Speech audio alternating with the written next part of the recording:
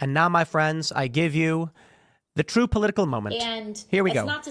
This is Ocasio-Cortez saying that what Trump is doing is illegal. Listen to this. Foundational documents of American society and try to end birthright citizenship, which basically, as we know, if you are born in the United States, you are a United States citizen. Wrong. That is just the illegal action taken by a government that has been unchecked for a long time. And oh boy, I brought the receipts. Listen, that remains. That is the law. That is the Constitution. Nope.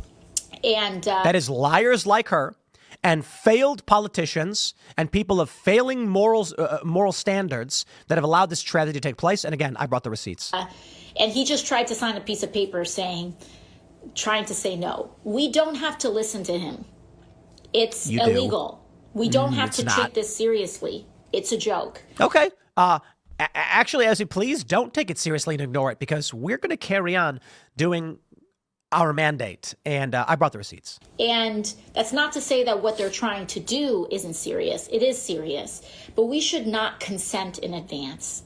Okay, fine. Well, my friends, I'm going to break it down for you, because we had this discussion on Timcast IRL the other night, and I was correct. And the argument of the 14th Amendment, see, this may be a shock to many of you, but I've done a bit of reading on the Civil War. Now, I'm not going to pretend to be a historian of the Civil War, because literally anyone who's ever done any research on it knows more than I do, but I've done a little bit. And in reading about the 14th Amendment, I came across an interesting discussion. The 14th Amendment was descriptive, not prescriptive. And that means it is from this point and back, not from this point and forward. The intention of the 14th Amendment's birthright citizenship clause was intended to say the people within our borders that we have jurisdiction over completely, they were born here, of course they are citizens. It was intending to grant citizenship to former slaves after the Civil War, when the 13th Amendment abolished slavery about 99%, because you can still enslave someone if they're in jail. Well, what happened later on was there was a hearing that said, no, actually, anyone who born here, that means anyone from here on and forward. What? That was never the intention. There was a prescription in our founding documents through law and policy on how to deal with the naturalization process. Yet here we are. So I talked to our good friend Grok and asked it the question. I said, was the 14th Amendment intended to give all people born here citizenship in the future? And it goes on to say, the 14th Amendment of the United States Constitution, ratified in 1868, was intended to address issues of citizenship and rights following the Civil War, particularly to secure the rights of former slaves. Specifically, Section 1 of the 14th Amendment states, all persons born or naturalized in the United States and subject to the jurisdiction thereof are citizens of the United States and of the state wherein they reside. The clause was primarily aimed at overturning the Dred Scott Sanford decision of 1857, which had declared that African Americans could not be citizens, granting citizenship to former slaves and their descendants, thereby ensuring they could not be deprived of their rights by the states, protecting the rights of all persons within the jurisdiction of the United States against state infringement, blah, blah, blah. There's more in there. The 14th Amendment has Section 3, which says insurrectionists can't be in Senate or Congress and things like that. It goes on to say this, the phrase subject to the jurisdiction thereof was included to exclude certain categories of people from automatic citizenship, such as children born to foreign diplomats or to Native American tribes not taxed by the federal government, and interpretation over time. Hold on. This is what really bothers me. The question I had was the 14th Amendment intended to give all people citizenship? And it said the language was to exclude children of foreign diplomats. No. The language was literally and specifically intended to exclude all foreigners.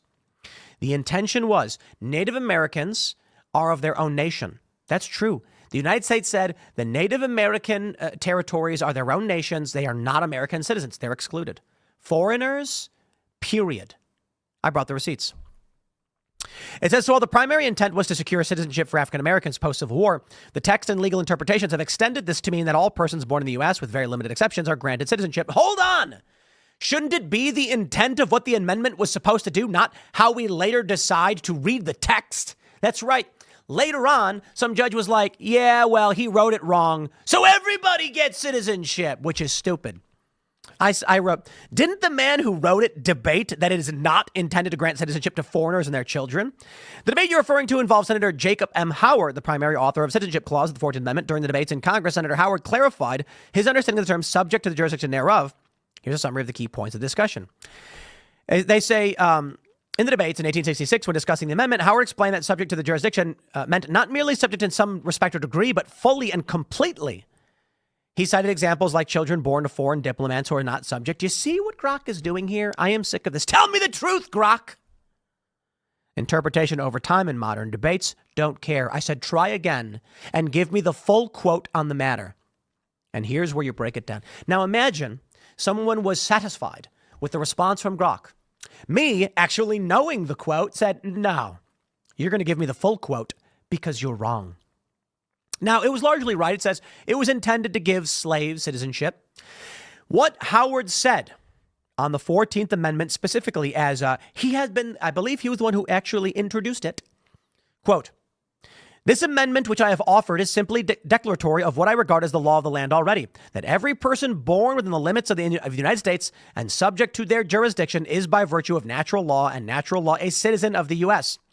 This will not, of course, include persons born in the U.S. who are foreigners. End of quote. Okay, there's more, but he says, will not include persons born in the United States who are foreigners, aliens, who belong to the families of ambassadors or foreign ministers accredited to the government of the United States, but will include every other class of persons. It settles the great question of citizenship and removes all doubt as to what persons are or are not citizens of the United States. This has long been a great desideratum in jurisprudence and legislation of this country. Let me pull up the old wiki here of Jacob M. Howard and learn about who this man is. He only lived a few more years after this, 5 years it appears. An American attorney and politician, he was most notable for his service as a U.S. rep and senator from the state of Michigan. And his political career spanned the Civil War. And he offered up the 14th Amendment, my friends, in which he said, this will not include persons born in the United States who are foreigners or aliens. Case closed. Thank you and have a nice day, AOC.